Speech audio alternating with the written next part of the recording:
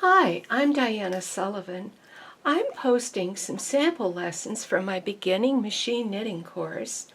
Check out this lesson and then consider getting all 35 lessons either on 2 DVDs or on a USB flash drive.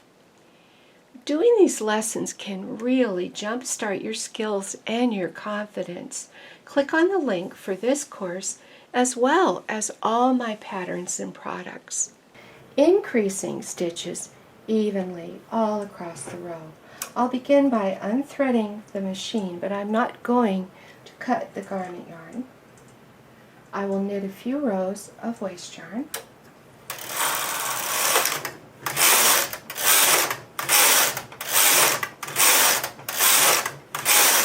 I'll cut the waste yarn, remove it from the machine. Now this is a frequent instruction in knitting patterns to increase evenly across. And it baffles us as hand knitters when we shift to the machine because we're used to having the knitting needle and having these just slide along. But here's how to increase evenly across. What I'm going to do is pick up 2 stitches and then move over and leave an empty needle. Now the stitch to pick up is right here, and I'll put it in the hook of a needle, and then I'll pick up number 2, put it in the hook of a needle. Then I'm going to skip a stitch. I'll skip a needle. There's now an empty needle in between those. Do 2, and I'll skip. Do 2 and skip.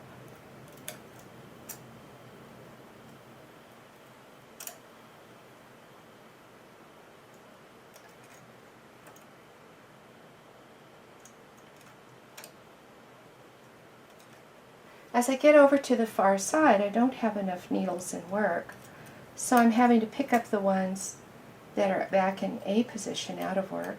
No problem, I'll just pick those up.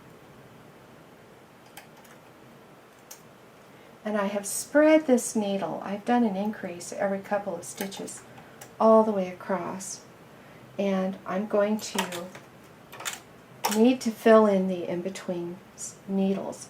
If I don't fill in these in-between needles, they will make a hole when I continue to knit. I'm going to remove the waste yarn. I'm again just unraveling it. It's coming right off the back.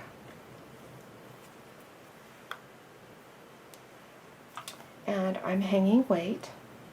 I have one of these nice big weights. And I didn't plan ahead. Again, I need to free pass the machine.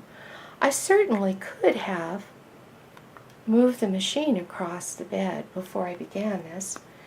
This gives me an opportunity to talk about free pass again. This time I'm going to make sure that all the needles are in B position, give them a good push back, and I'm putting the machine on part. And it's part to the right because I'm sliding to the right and not knitting anything. And I got across and didn't knit anything. Now I still need to fill in the empty needles. So I'm rethreading my machine, getting my transfer tool, and I'm about to fill in the empty needles. What I will do is I will pick up the heel of the stitch beside, just like any other increase, grab it and pop it on the needle that's empty. And of course, before I'm finished with this little job, I really have to go back and scan it visually and make sure that I don't have any empty needles.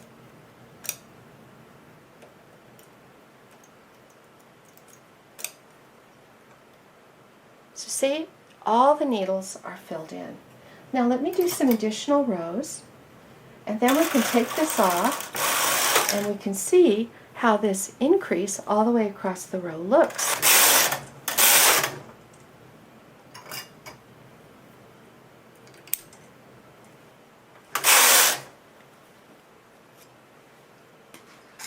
I'm taking the knitted fabric and I'm just poking it on the gate pegs and unrolling it so that you can see the increases evenly across the row. The way that the increases across the row look is it looks like 2 stitches are coming out of every second stitch below. So it's a good, attractive way to do the job and comes up quite often in your knitting. If you like the sample lesson, consider getting the whole course, which is available at www.dianaknits.com. And did you know I have hundreds of machine knitting videos on YouTube? Check out my channel, Diana Knits, and subscribe. I also have a blog and a Facebook group. These are all free resources to help you on your machine knitting journey.